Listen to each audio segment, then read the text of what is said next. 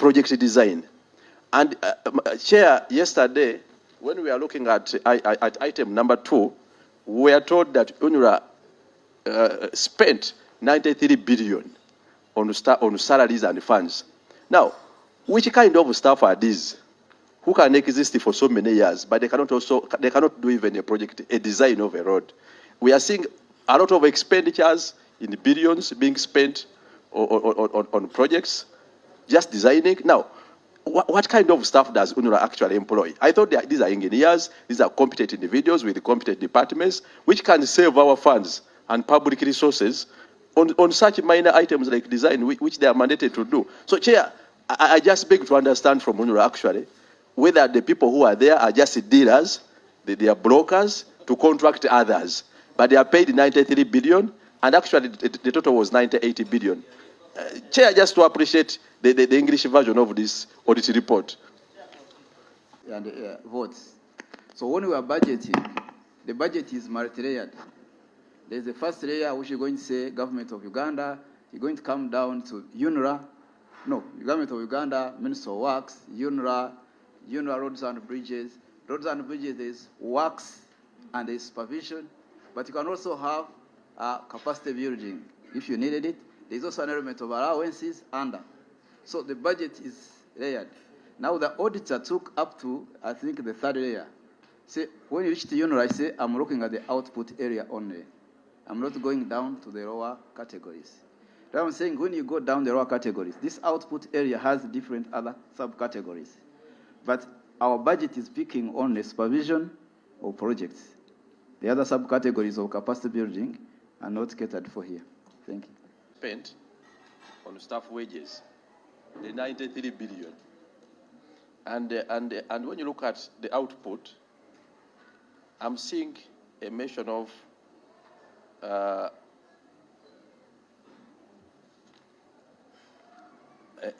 designing, then I'm seeing monitoring and capacity building. Now, are these the same?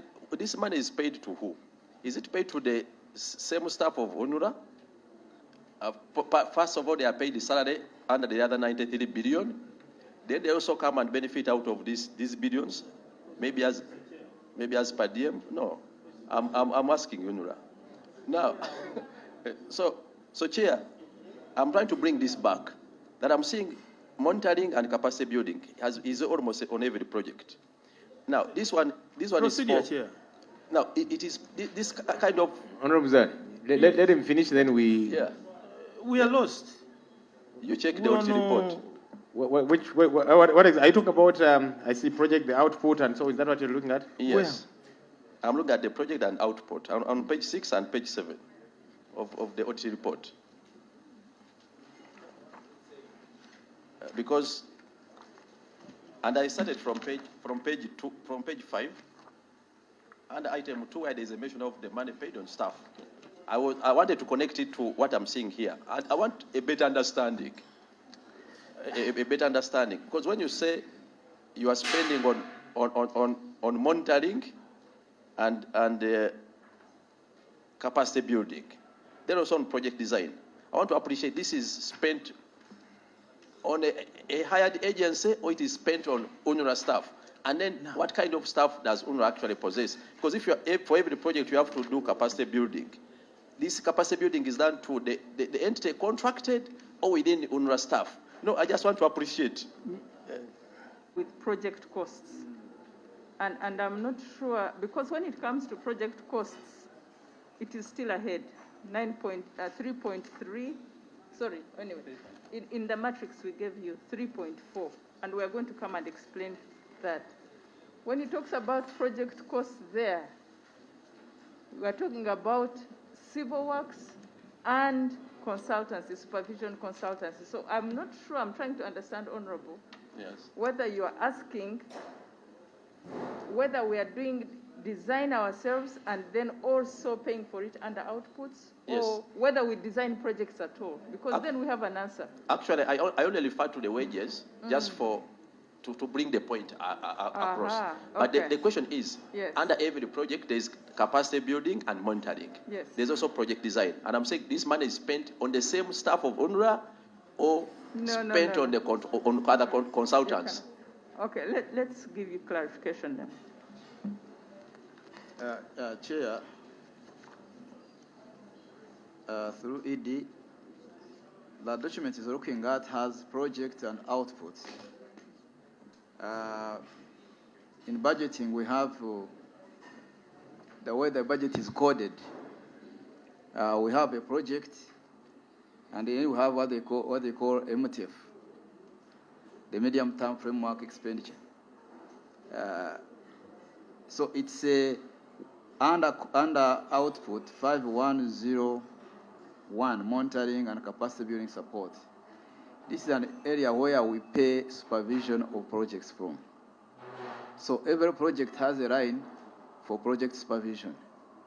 Project supervision may be done by UNRA staff, and sometimes we hire firms to do the project supervision. Same MTF line also caters for capacity building, but it doesn't mean that every item catered for under the MTF line, UNRA budgeted for it. No, here the auditor picked out the output area. But when you go into the line expenditure, you're going to find that some of these lines have zero money, but the line for supervision of project has a budget. Thank you. So just for clarity, because on the Auditor General's report, it's under item 3, implementation of the approved budget. Looks like for you, you pushed it ahead, yeah? So are you saying these elements that we see, monitoring, capacity building, and so on, that for many of them there's zero? Is that what you're saying? Not the law. The laws are very clear, and the article you cited is very elaborate. That's subject to the laws of Uganda, the procurement laws of this country, the PPD Act, with all the guidelines and regulations they are under, are very clear on procurement procedures. Actually, when you look at the public procurement and disposal of public assets guidelines, the only exception you can talk about direct procurement would be in emergency situation. And the procedure is very elaborate within the law. Very elaborate within the law. What are emergency situations? But there is no mention within the law, the statutory books, be it the Constitution or the PPD Act or any regulation they are under, that warrant any entity, be it UNRA or any other entity, to transact following a directive of a president in total disregard of established laws and procedure. I beg Chair to disagree with the submission or from the witness, and also to substantiate the position of the law from what has been submitted by our honorable colleague. I beg to submit, Chair. Okay, let me first listen the debate on this end. Normally they come either from the State House or they're forwarded to us through our minister. And when these letters come to UNRA, they would have an instruction about requesting us to work with an entity on a specified project. I think one of the first things that normally is done is... But then, when you come before a committee like this one that deals with the law and accountability issues, for us, we are going to say, show us the law that you followed to execute this directive. Yeah? Because, you see, ultimately, the problem might not even be with the directive. It is with the implementer, in my view. If somebody takes you to court tomorrow, and Titus is having to defend UNRA, you're not going to tell court that this was a directive from the executive. Court will ask you to quote the law. You get what I mean? And honorable members, my name is Titus Kamya. Honorable Chair, to the extent possible, we follow or comply with the law, even when we receive the presidential directives. As the Director of Procurement has rightly explained, most of those will be handled under direct procurement, and there are parameters set therein to ensure that there is value for money. Section 85 of the PPD Act and the other regulations and sections in respect to that. Now, when Council Titus, you're protected from your fellow lawyers on this end. think they think we are in court, so but please proceed. Thank you. So once all the processes and clearance has been gotten from finance, as far as the financing requirements are concerned, the contract is taken to the Office of the Attorney General for clearance. He reviews it, again subject to the law, and then once it is cleared, then colleagues, can we first let these people respond? We are going to ask questions, yeah?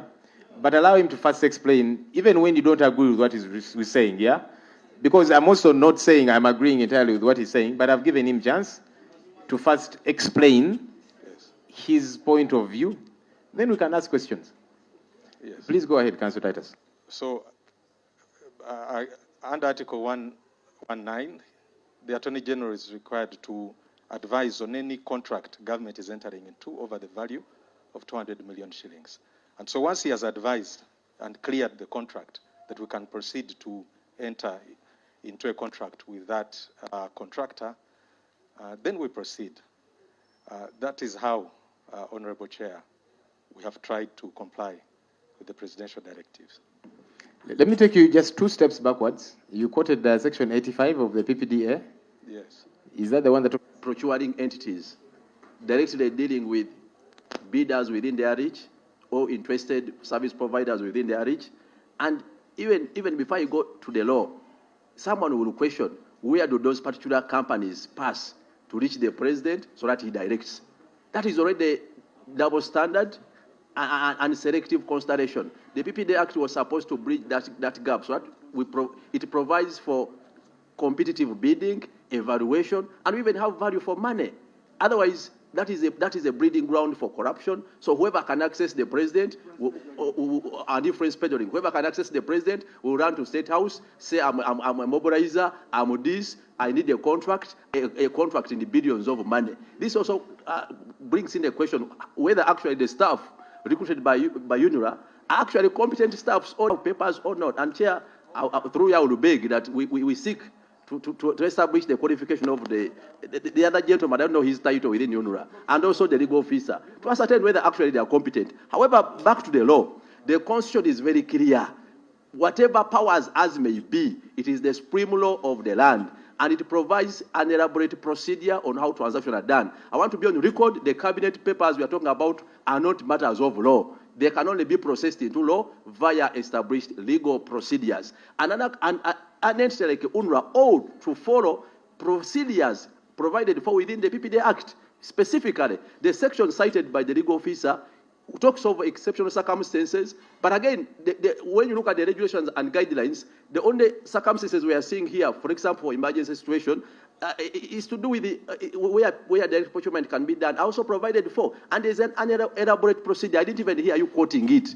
Now, Chair, through you, I want to vehemently disagree that there is no procedure, there is no law within there is no procedure within our laws that warrants UNRA to make such direct procurement following presidential directives. They are not law, and this Parliament has discussed it thoroughly. The courts of law have discussed it thoroughly. A directive can only be advisory, if any, but you must follow the due process of the law. When you quote the Attorney General, actually the Attorney General receives a contract when you have gone through the procurement process, among others. You are talking about the advice from the Attorney General and the contract. That is also a lie, and you are saying it knowingly to this committee. Because by the time you forward your contract, you have already selected a particular provider, and you are agreeing on the terms, among others. But Chair, what I want to put on record is there is a confession that they do procurement without following the procurement laws, following presidential directives, and we also need to get copies